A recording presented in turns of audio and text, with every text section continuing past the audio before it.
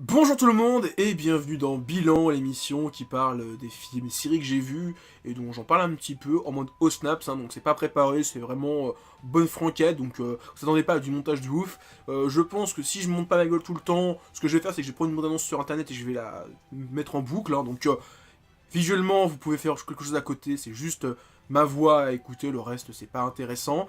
Donc aujourd'hui, on va parler de Lise et l'oiseau bleu, donc qui est le dernier film de Naoko Yamada, donc qui est la réalisatrice de A Silent Voice, enfin de juste Silent Voice, adaptation du manga A Silent Voice. J'ai fait une vidéo il y a pas très longtemps sur ma chaîne, c'était au mois de mars. Donc si vous connaissez pas, allez voir. Donc Lise et l'oiseau bleu, je suis allé le voir lors du festival de la Joletsu qui s'est tenu il y a pas très longtemps pour moi, c'était le week-end dernier. Il y avait une grosse vague d'avant-première avec Eurozoom, notamment sur Paris, il y avait à Châtelet-Léal, mais j'avais pas très envie d'y aller, parce que c'est un peu loin, et j'avais pas forcément envie de payer une place à 10 balles. Là, à Junetsu, c'était moitié moins cher, et c'était plus près de la maison, donc il y avait un petit peu tout ça. J'y suis allé, et c'est franchement super beau, honnêtement, je vais pas critiquer, enfin, c'est irréprochable au niveau de l'animation, parce que bon, c'est Kyoto Animation qui est derrière, ils font toujours un taf de dingue, c'est toujours très soigné. Bon, j'ai pas vu les équipes qui étaient derrière, mais enfin, qui sont les animateurs, mais honnêtement, voilà, si je cite des trucs, bon, il y a Sun Voice, franchement, visuellement, c'est irréprochable, les décors sont beaux. Violet Evergarden récemment, ils ont fait K-On, si je dis pas de conneries, enfin, voilà, on regarde la liste des séries qu'ils ont fait, visuellement, on peut pas critiquer parce que c'est super beau, cette série, enfin, ce film est lui aussi très beau. Je vais pas parler aussi, mais c'est censé être une suite spin-off d'une série qui s'appelle Sound of Onium, qui est sortie aussi, c'est Kyoto Animation. Donc c'est une série sur des lycéennes qui sont dans un club d'orchestre, de musique, etc. Dans une école qui a l'air d'être vraiment à fond sur la musique. Et donc en fait, là, le film se concentre sur deux filles, Misore et Nozomi. Je sais plus les noms, bon, deux filles, une qui a une queue de cheval qui est enjouée et l'autre qui est un peu plus Rei Nayami, donc dépressif par la personne. Et d'après ce que j'ai cru comprendre, dans la série, c'est des personnages secondaires. Donc là, elles sont alors si je dis pas de conneries, parce que j'ai vu un petit peu sur Wikipédia, elles sont en seconde, là dans le film elles sont en terminale, donc ça se passe un petit peu quelques années après peut-être la fin de la série. J'en sais pas plus. Et elles sont en terminale, elles vont faire le concert de fin d'année, ouais, c'est ça, le petit concert de fin d'année, et elles veulent adapter en musique la pièce Lise de l'oiseau bleu, donc qui est le titre du film, et qui est aussi le titre du roman qu'elles ont lu, et qu'on va adapter en pièce de théâtre, enfin en orchestre. Et donc l'histoire de Lise de l'oiseau bleu, qui est un peu en filigrane par rapport à l'histoire, c'est que c'est l'histoire de Lise, une fille qui est solitaire, et qui recueille un jour un oiseau qui devient humain, et qui va on va dire, devenir sa meilleure amie, elle va un petit peu s'enjouer grâce à elle. Et en fait, les deux filles disent, bah c'est un petit peu notre histoire, parce qu'il y en a une qui est vraiment solitaire, qui parle à personne, et l'autre c'est un peu la fille pleine de vie. Et en fait, disent, ouais, c'est un peu notre histoire. Et donc, en parallèle de leur vie de lycéenne et d'orchestre, il va y avoir des petits clashs entre elles, parce que elles sont à la fin du lycée, elles veulent pas savoir elles sont pas encore très sûres de ce qu'elles veulent faire après le lycée. Est-ce que je vais à l'université? Est-ce que je vais dans un salon de coiffure? Est-ce que je vais à la boulangerie? Elles savent pas encore trop ce qu'elles veulent faire. Il y a l'histoire de Lise, qui racontait tout doucement à côté. Il y a leur entraînement au conseil. Il y a les deux qui se séparent un petit peu parce que et les petits clashs qui se passent entre eux. Et voilà, honnêtement, au niveau de l'histoire, bon, c'est super beau, elle est super belle, mais bon, très prévisible. Honnêtement, je l'ai vu venir à des kilomètres. Au bout d'un quart d'heure, je me suis dit, bon, je pense que ça va se passer comme ça.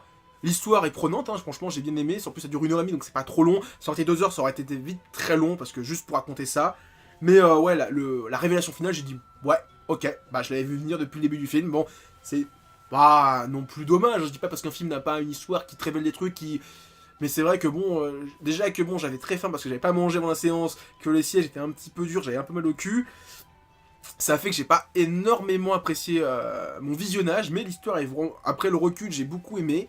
De par l'histoire, de par l'animation, et aussi de par la musique. Parce que on suit quand même des lycéennes qui font de la musique, donc honnêtement, si la musique est pas ouf, c'est un peu dommage. Non, la musique est super belle, franchement, c'est super beau. J'ai beaucoup aimé. Surtout que, bon, en plus au cinéma, c'est encore plus immergent que le regarder sur ton ordinateur. Parce que bon, le film est sorti depuis 1 an au Japon, il y a plein de gens qui l'ont vu en streaming, avec une qualité de son dégueulasse, une qualité d'animation, enfin de visuel dégueulasse, avec le mec qui te filme avec son portable, ça tremblote, c'est dégueulasse. allez voir ça au cinéma, avec un son de dingue.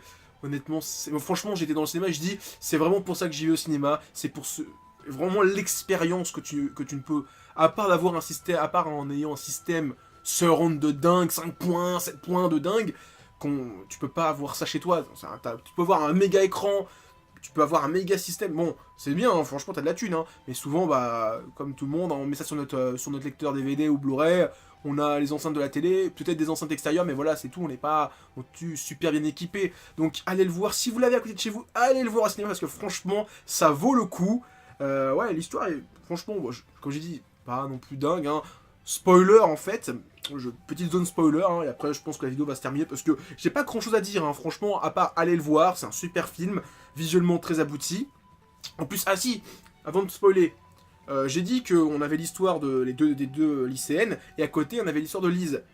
Et l'histoire de Lise a une animation totalement différente, parce qu'on va dire, quand on est avec les lycéennes classiques, on va dire c'est une animation entre guillemets classique, hein, donc avec ce qu'on a l'habitude de voir habituellement. Quand il y en a le compte, c'est tout en aquarelle. Enfin, en tout cas, ça ressemble à de l'aquarelle, comme si on les vieux animés qu'on avait dans les années 80, 90, un petit peu, tu sais, les Tom Sawyer, les Heidi, les Princesses de Sophie, Princesse Sarah, les Mères de Sophie, avec un peu cette aquarelle, ces décors à l'aquarelle, tu sais, j'en ai pécho un peu grossier, tu sais, où ça déborde un petit peu, mais c'est super beau, bah, c'est tout le temps comme ça, et franchement, c'est magnifique à regarder. J'ai trouvé les passages avec Lise, enfin, on est dans le conte de Lise, j'ai fait waouh, c'est fantastique. Dommage qu'il n'y ait pas que ça dans l'épisode, enfin dans le film, mais on va dire sur l'heure et demie, il y a peut-être une demi-heure, c'est le conte de Lise, et encore je pense que je suis très gentil, il y a peut-être moins que ça, et le reste c'est de l'animation, on va dire, entre guillemets classique, hein, mais quand je dis classique, c'est ce qu'on a l'habitude de voir habituellement, on va dire rien de différent. C'est pas méchant ce que je dis, c'est pas un reproche. Mais ouais, honnêtement, même pour ça, allez le voir, les passages, quand on a le conte de Lise, je les ai trouvés magnifiques, je me dis waouh, il y a des petits passages vraiment superbes. Et donc, zone spoiler maintenant, par rapport à l'histoire de Lise, hein. Mais comme je le dis, quand je l'ai raconté à des potes, ils m'ont dit ouais, enfin, tu me le racontes, ça se voit gros comme une maison. Donc je pense que c'est peut-être le seul reproche qu'on pourrait au film, c'est que ça soit vraiment très facile en termes d'histoire. Donc en fait, comme je le disais, il y a la fille qui est hyper active, très enjouée, et la fille un peu timide. Et dans l'histoire, il y a l'oiseau qui devient humain qui est très enjoué, et la fille timide. Donc on voit qui est qui, et en fait à la fin du film, vers la dernier quart d'heure, vers les dernières 20 minutes, hein, le dernier tiers, le dernier acte, on nous dit qu'en fait, Lise est un peu la cage de l'oiseau, et que l'oiseau rêve de liberté, mais que Lise est en fait un peu sa cage, l'oiseau reste pour elle, parce qu'elle se dit si je m'en vais, elle n'aura plus d'amis. Et là tu te dis, ah d'accord, c'est toujours l'histoire avec...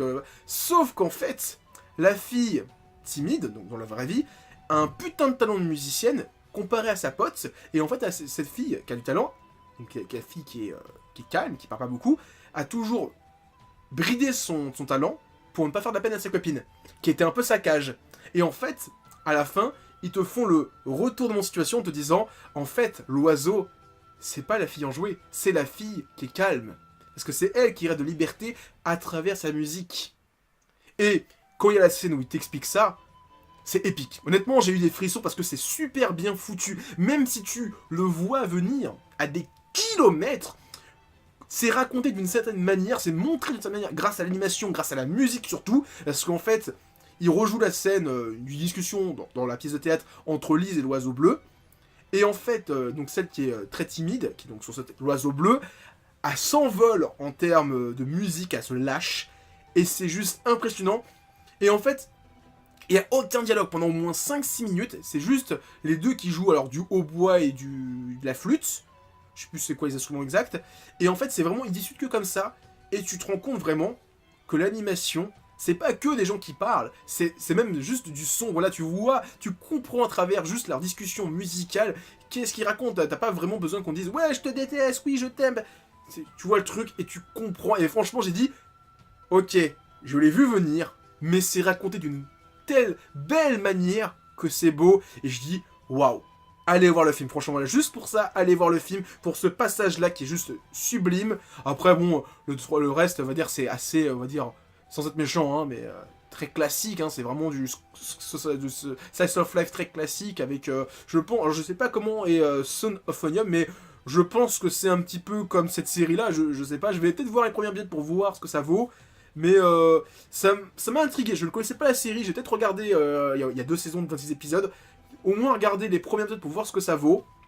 Mais allez voir Lise, voilà, c'est comme ça que je conclurai, allez voir Lise, c'est un super film, et bon bah, si on veut des bons films d'animation en France, faut quand même dire que on les veut, alors il faut aller les voir, faut pas les regarder en streaming, même si c'est disponible depuis 2 ans, mais allez les voir au cinéma, juste pour l'expérience. Donc voilà, c'est tout ce que je dirais, et bah, à plus. Donc voilà, c'est tout ce que j'avais à dire. Avant de vous quitter, pensez à mettre plein de pouces bleus, partagez la vidéo et laissez des commentaires. Et surtout, en description de cette vidéo, vous trouverez des liens pour aller sur mon Facebook, mon Twitter et mon Discord. Allez, à plus tout le monde et continuez à lire des mangas.